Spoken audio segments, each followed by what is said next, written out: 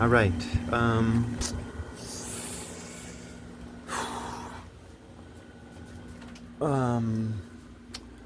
I like to think about law.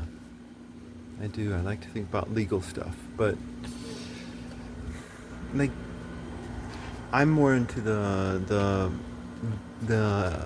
philosophy part of it, right? Like I would never want to like be a politician, right? Because to get into the actual like nitty gritty of the law is different than just doing all the abstract, glib, philosophical shit, right? Um, but yeah, no, to like have to deal with all the petty, pathetic, you know, problems that people have with each other. It's like, ew, I'd rather be doing something else. Oh my god. Um, like Moses even did this, right? In Exodus. He was like, he became the judge. He was like judging. And, like eventually he's like, ew, like I'd rather study architecture or study insects or whatever. This was like a Renaissance man. He knew a lot. Uh, and he was like, "Ew, get away from me!" Right? There's this meme I saw recently. It was like, "Ew, people," or it was like, "People, ew," or something like that. But it was like this white guy. He was like standing there, and all these people were like hugging on him and like and stuff like that. And he had this like most awkward expression on himself, and like Moses was the same way. He was like, "Ew." But like, if you're like drinking a beer and just philosophizing about the law, then that can be fun to me.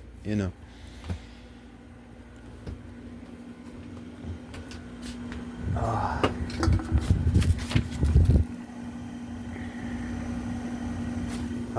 When I was a kid growing up, I used to love romance stories. I did. Um, I would never admit it. I was I remember watching Die Hard, right? And I like as a kid, I was like, oh, this is awesome. Die Hard is like fucking awesome. Yeah. Ooh. And like I had watched it like so many times even, but I rewatched it after I was older. I had kids, and I was like probably in my 30s, and I rewatched it, and I hadn't watched it in like decades or yeah, and I was like, OMG, this is like pretty stupid, right? Um, although, although both times I watched it, I was still like super impressed with the acting skills of the bad guy, right? I think he became Snape. Uh, but like that guy was just like fucking an amazing actor, and he just fucking sold that character. Um, but you know what? I totally did. I secretly love to just watch romance stories. So, any of them. I can't think of any right now.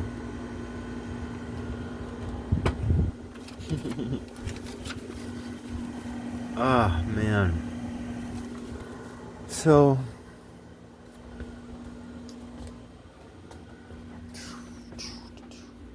like, think about baseball, right?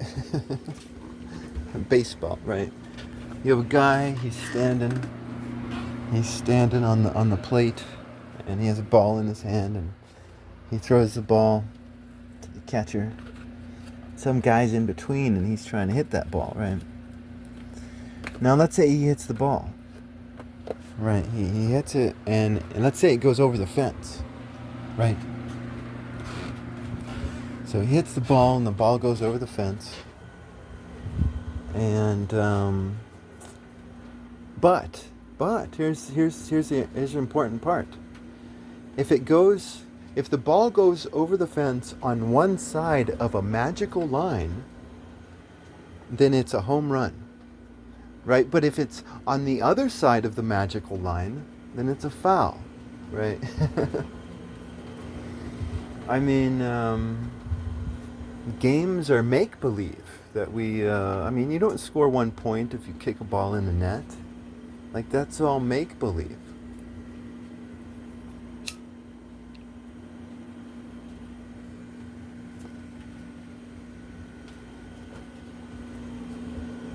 I mean, like in MMA, not only in our day, but you had this before when Matt Serra was champ. But then the UFC started kicking out all the wrestlers and bringing in strikers. But it was just like, wrestling is dominant when Matt Serra, right, was champ, right? Because when Matt Serra was champ, the UFC was trying to gain American viewers, so they wanted an American champ. So Matt Serra was champ. You know, as Nick Diaz would say, they're selling wolf tickets, right? But, it's all based on the rules, right? It's all based on the rules because these are 3 5-minute rounds or 5 5-minute rounds, right? But let's say you have two men, and they're both walking from opposite directions, coming towards each other, and they enter this field, and there's nobody around for miles, just these two men, and there happens to be one rose right in the middle of the field, right, and both men want this rose, so they've got to fight, right? Now, if they fight, there's no 3 5-minute rounds. There's no ref. They're just gonna fight. And when Greek wrestling started, it began as MMA, but these fighters just kept grappling with each other instead of punching each other in the face. And so they eventually got rid of the punching of the face, and they were just like, grappling. We'll just do that because that's what real fights end up in. There's no space, there's no time. It's just a fight between two men. And so muscles are actually a liability in a fight like this. Well, there's such a thing as endurance muscles, right? And men and women can develop their endurance muscles. Now, endurance muscles in a real fight where there's just two men and nobody around is going to be an advantage, and the power muscles are going to be a liability because you're just going to get tired. Right, so the rules dictate the so-called reality, but it's all just a lie. It's all make-believe.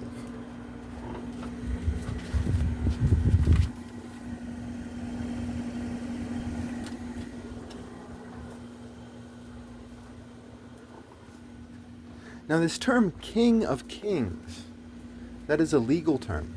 It is a Persian legal term. And it's interesting because what does it mean? It's, it means that this Persian king is king of other kings, obviously, right? And this is true. But that in itself is interesting because this Persian king was recognizing and respecting other languages and other tribes, right? He was respecting, hey, that's your tribe, that's your land, and we're just like this king is just going to enforce like friendship on everybody, so we're all not like fighting all the time.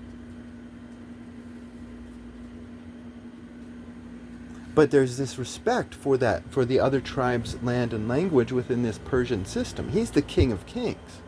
And each king is king of his tribe. And that tribe is respected as part of this group. But I think that there's also another meaning to this term King of Kings, and it's a legalistic term. In that, and I think you can see this in Persian law, right? In Persian law, every man is a king. Like, King of Kings is a way of saying due process. Like, each man and his property needs to be, and his home and his privacy needs to be respected. Each man's a king. So it's a legalistic term.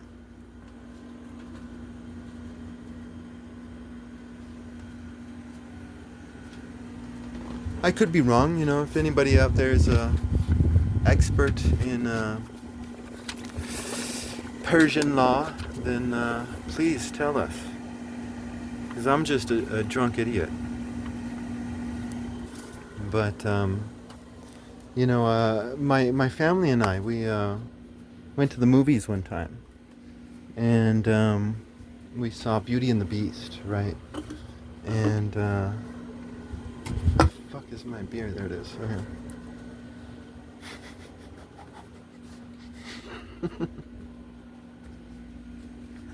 Anyways, all right. And I was in the theater, I was watching it, and at the end of the movie, tears are welling up in my eyes, and I'm like desperately trying to dry them out. And like afterwards, everybody's like, "Oh, what'd you think of the movie?" And I was like, "Oh, it's all right," But I loved it, I mean, romance stories they warmed my heart. They did.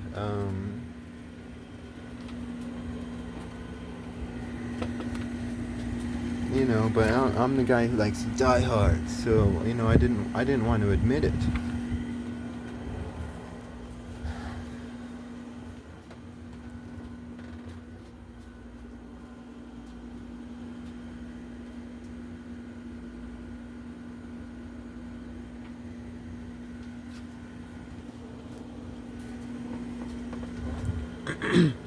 But okay, so what's the intent of someone who lies, right? What's their intent? Well, I mean, what is a lie, right? A lie is a false reality, right? And so someone's creating a false reality, and this false reality is going to influence the will of others. Right? This is what a lie is. It's a manipulation thing in order to control the dumb people.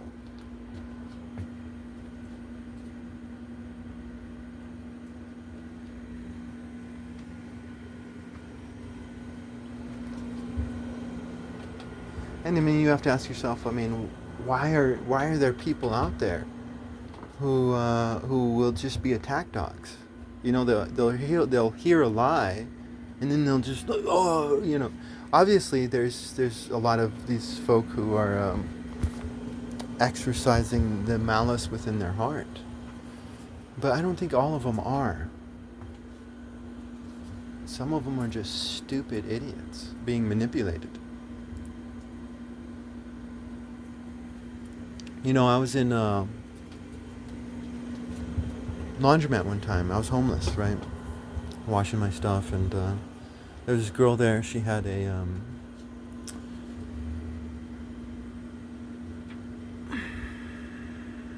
Madonna tattoo on her, right? And so I was curious because I wanted to know why she got it. I mean, was it a cultural thing or a religious thing or whatever, but I didn't want to just boom, just drop that on her. So I decided to make a small talk first, right? And the small talk was going fine. And then all of a sudden, out of nowhere, she's like, you're making me uncomfortable, right? And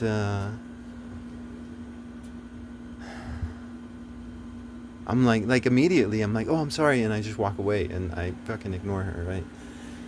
But she ends up making a call, and I can hear her because I'm just washing my clothes down the way, and she calls her boyfriend up or her husband, and she's like, this guy's creeping me out, and la la la la, and he comes down, right, and this guy is he's a semi-attractive guy, and but like he was an idiot, and but he was a doof.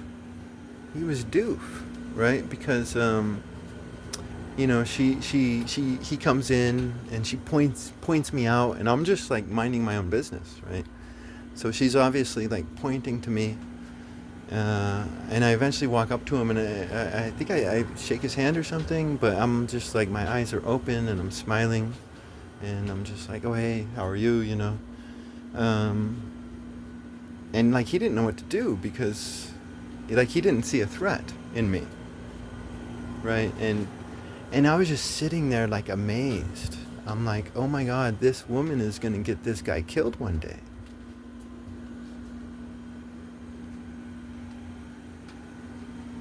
Especially if he's fucking with me. I mean, like, some people don't deserve a fair fight, and stupid attack dogs of liars don't deserve a fair fight.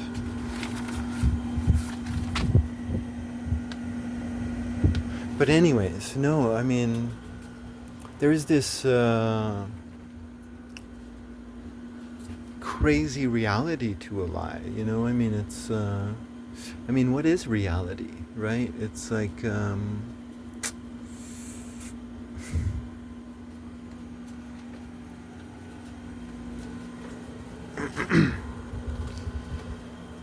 no, like, what is reality? I mean, I believe in truth and all, but I mean, this is like, if you look at this reality of a lie, which, thank you very much, Enrique Zoltano here. I think I'll put up a Patreon account soon. You guys can start giving me money, so I can quit my 9 to 5 job. I only work 2 days a week, so I'm pretty badass. But whatever.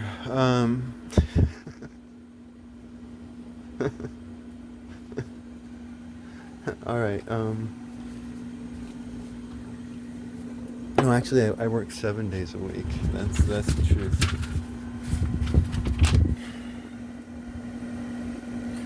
All right.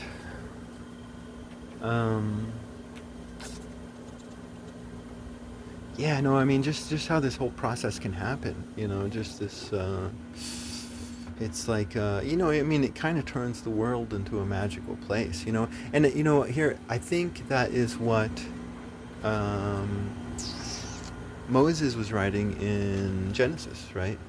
When God said, after they ate the apple, he said, they have become gods like unto us. Um, he obviously wasn't talking about Adam. He's talking about mankind, and mankind has now become gods like unto us. But he's talking about Eve, right? Eve is the god in the story, not Adam.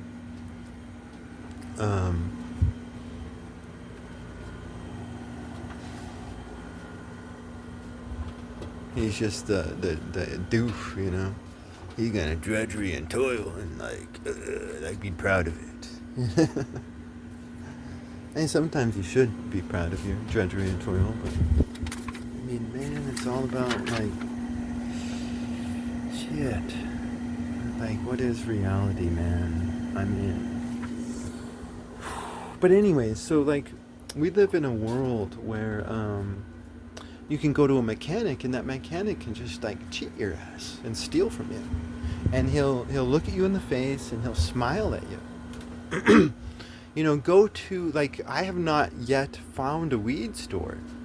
I have not yet found a weed store where I buy a pre-roll from that weed store. I come home, I open it up, and what do I find inside? I find stem and I find leaf, right? So if you're growing a marijuana plant, once it's ready to be harvested, because you have to harvest it before the seeds come in, and so you harvest it and you pull it up, you pull up the root and everything. You pull up the entire root and then you hang it out, or you hang it upside down for an X amount of days. During this time, the leaves will dry out. Right? I was on the streets one time, and I was actually going through marijuana withdrawal. And this guy on the streets, he gave me some leaf because he was walking past this fence, and he saw someone was growing marijuana, but no bud had started to grow on it yet. It was only the marijuana leaf. Right? There's bud, and then there's leaf, and then there's stem. Right? The THC comes from the bud. The leaf doesn't have hardly any THC. It'll get you buzzed for a little bit. But, the leaf, so what you do is you hang the plant upside down, the leaves start to dry out because there's all this bud there. Like, oh my God, like, scarcity is artificially created because, like, plants just, like, fucking are abundant and fruitful.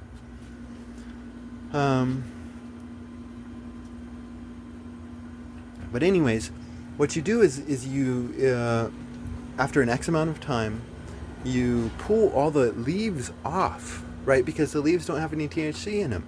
So you pull, and this is called cleaning your weed, right? And so these weed store owners are obviously cleaning their weed, and then they're putting it in the pre-rolls.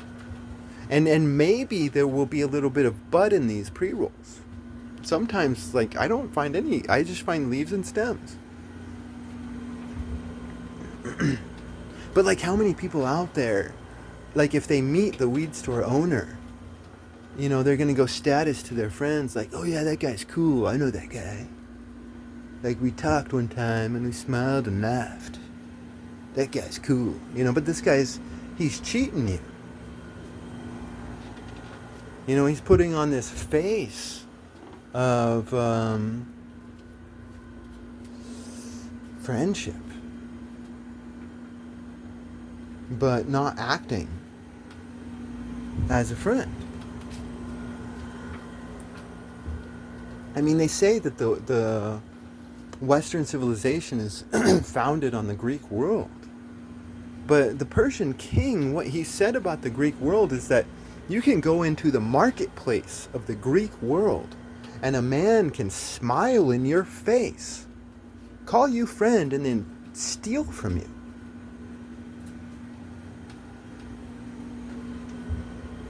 I mean, you can't do that in Persia, where men are kings. Everyone's a king.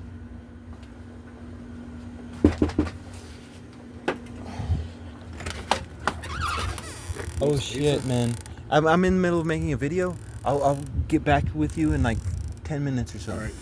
But I have to finish this. You want these? I do, but no, not right now. Not right now. You can come over and we'll hang out for a bit. Okay.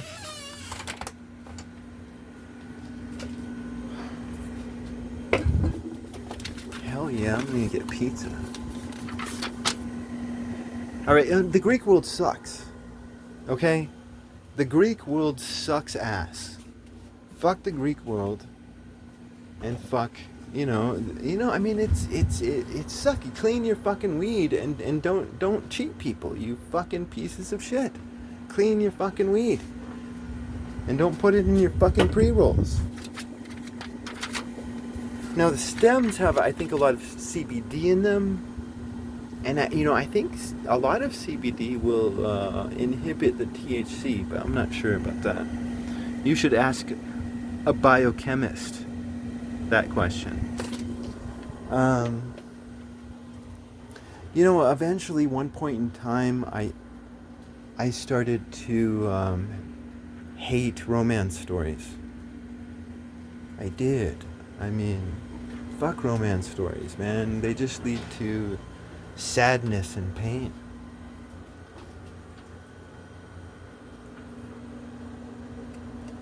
Romance stories are a lie.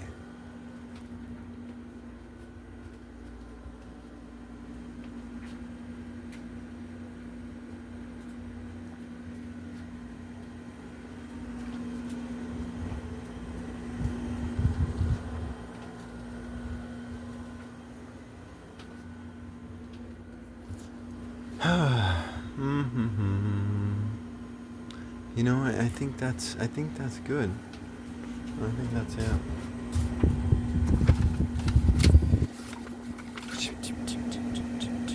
I know. Oh no, that's not it. Okay, so I am witness. I am witness. There we go.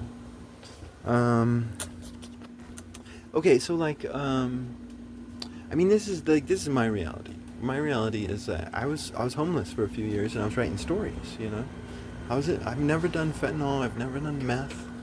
I'm kind of a straight edge guy, but not really. I'm getting drunk right now and stoned and smoking cigarettes. You know, if Islam takes over the world, then I'm gonna be one of those imams that are allowed to drink and smoke weed. So,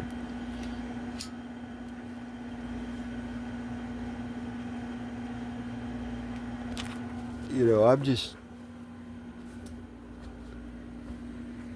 talking.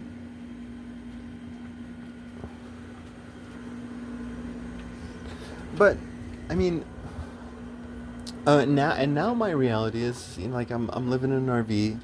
I don't have a vehicle. I used to have a vehicle, but I gave it up. I actually buried it, but like some people found it. But I gave it up. And you know, I work 2 days a week at a food truck. Um, so the other 5 days a week, I am philosophizing and creating stories in my head, and I sometimes write poetry. But like let's say I were to eventually become rich and famous from some of the stories that I'm doing, or maybe these philosophy videos make me rich and famous, right? It's like my reality right now is like all vagina is closed off to me, right? Like especially when I was homeless. Um, but if I were to become rich and famous, it would just start to open up, and it's like, I mean, there's this prophecy in the Torah which says that, you know, one day love will grow cold, you know, and either love is a poetic way of describing women, and we're living that prophecy right now, or you know, love is a lie. I mean, what happens when I'm a little kid and I'm watching these romance stories? What happens is that this audio-visual phenomenon is triggering a biochemical equation within my body, right? My imagination is wanting this romance. It sees this romance, it's attracted to it, and it wants it.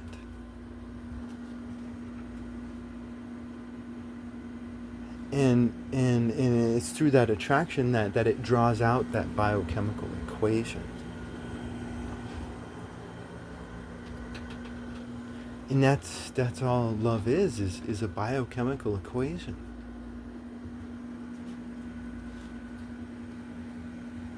And that's all bravery is.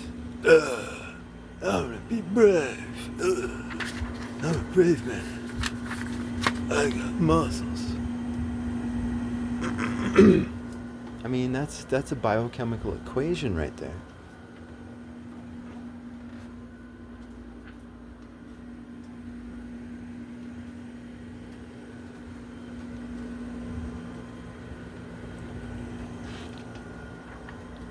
I mean, if this is true, then I mean, those who can master the biochemical equation, oh my, they would be like gods.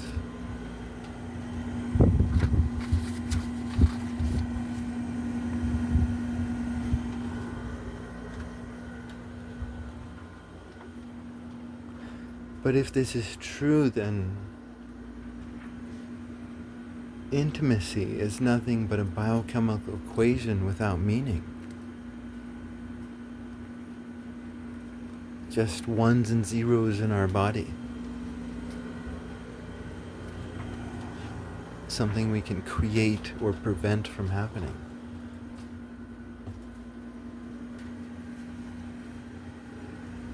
I mean, there's no such thing as love or intimacy or any of it. There's no such thing as satisfaction.